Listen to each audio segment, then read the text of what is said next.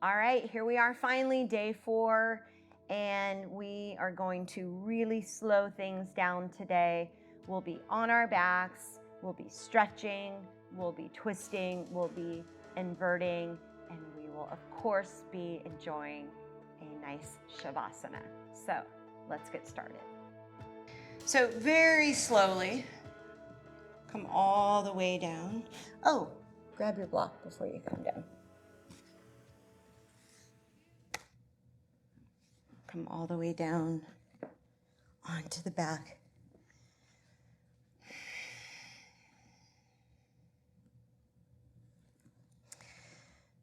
And stretch your arms over your head.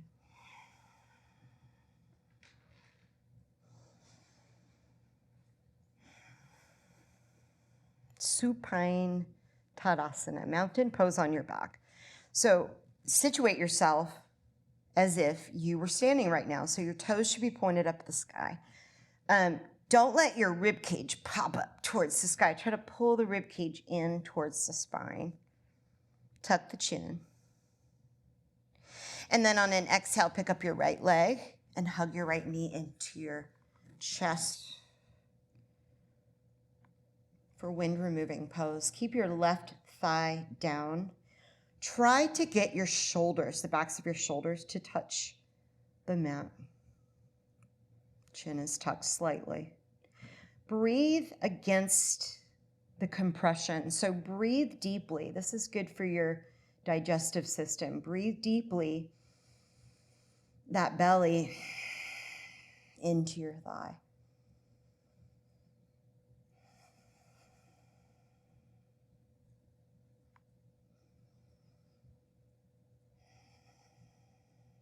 Take your right leg up to the sky. Interlace your fingers around the back of the leg. And then point and flex the foot, circle, go in both directions.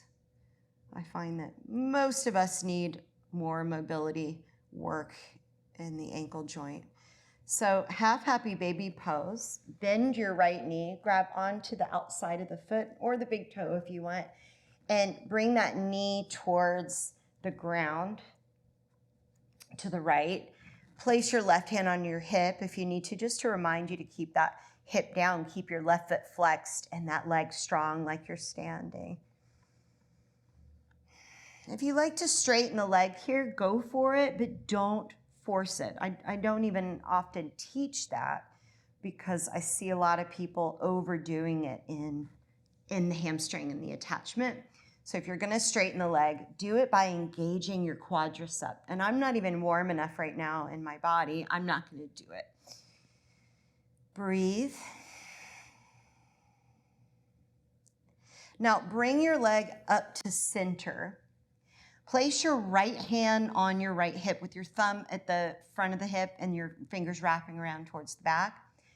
I want you to use that hand to push the hip down and to hold it down while you reach over with your left hand and start to bring the leg across the body. And as I'm doing this, I'm spinning the leg in slightly. So it's an internal rotation of the leg as I push my right hip down, not only into the mat, but towards the bottom of the mat.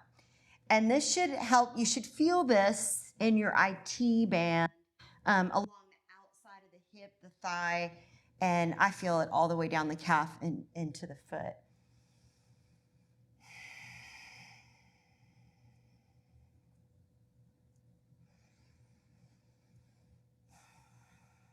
And now you can keep your leg straight or you can bend the knee as you take it all the way across into a spinal twist.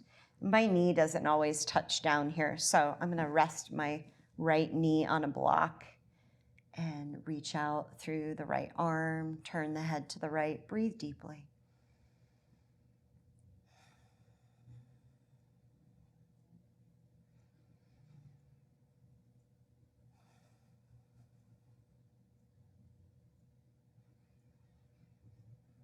Stay in your body. Roll over onto your back. Make sure the hips are level. Flex the feet, stretch out through the arms, pull the navel in towards the spine. Exhale, hug your left knee into your chest. Give it a squeeze, tuck the chin, press the shoulders back. Right leg is active.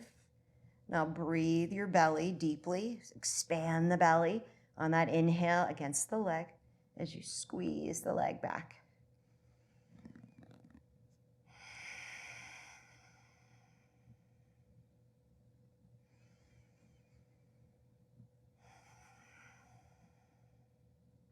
Take the left leg up to the sky. Interlace the fingers behind the leg.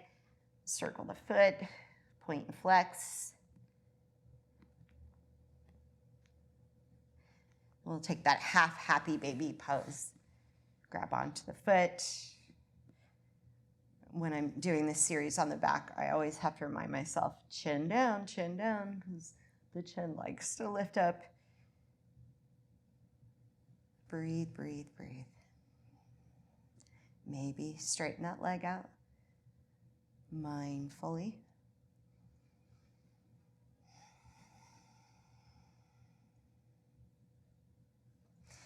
Bring your leg up to center. Put your left hand on your left hip. That's going to be your anchor, remember? And now reach over with my right hand, grab onto the outside of the leg, and give it a little internal rotation as you bring it across to the other side. Don't let that left hip come up. Not for now, at least.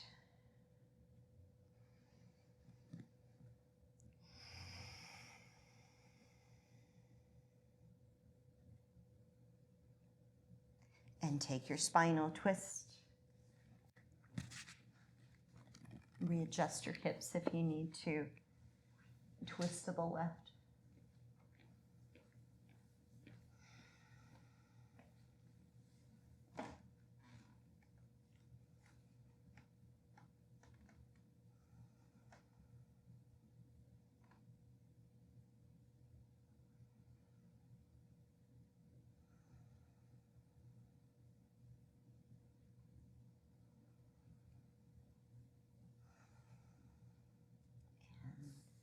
Release your twist. Grab your block and place it underneath your hips. And we'll finish up with an inversion. So supported bridge is an inversion. If you want to stay here and change the level of the block, find a spot on the back of your hips so it's comfortable and your low back feels supported. You can also extend the legs.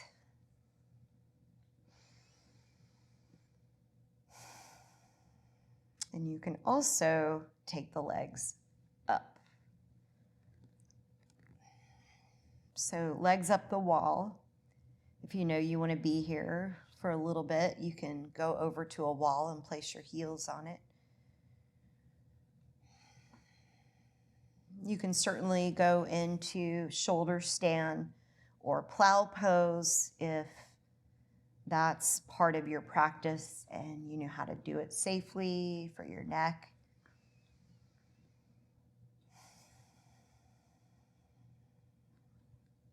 And as your mind starts to wander, just notice and bring it back.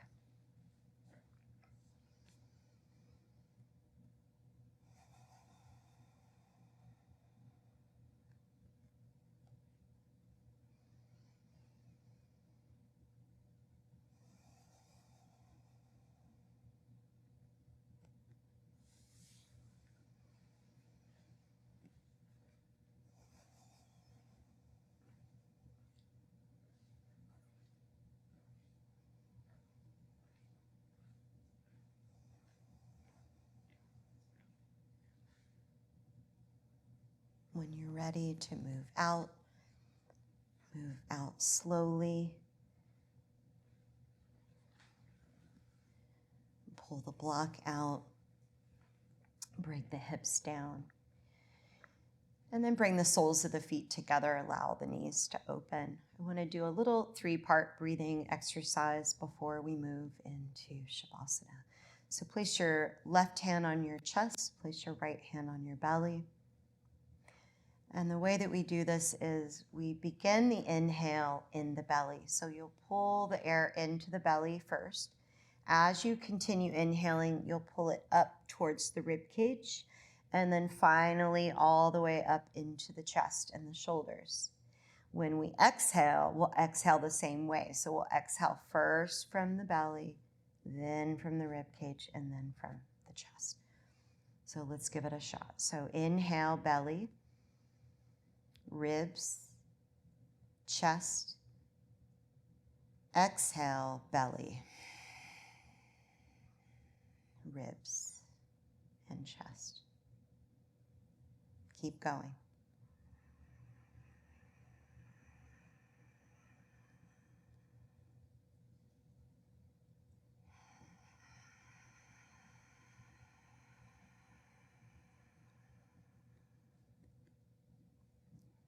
As you are doing this exercise, something you can think about is watching the breath like it's a wave, just kind of rolling through your body, a wave of air rolling from the bottom to the top and then back out.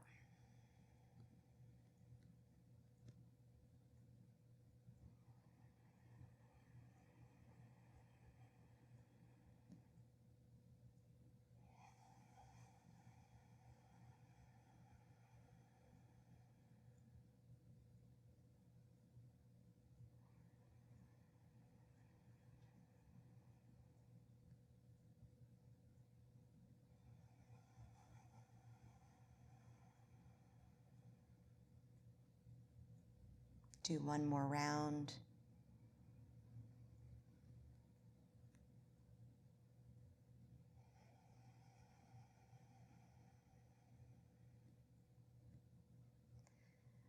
And then let go of the exercise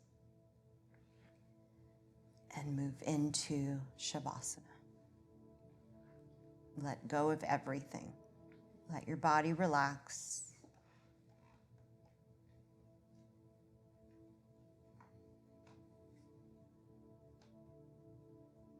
And as your mind wanders, simply bring it back into the present.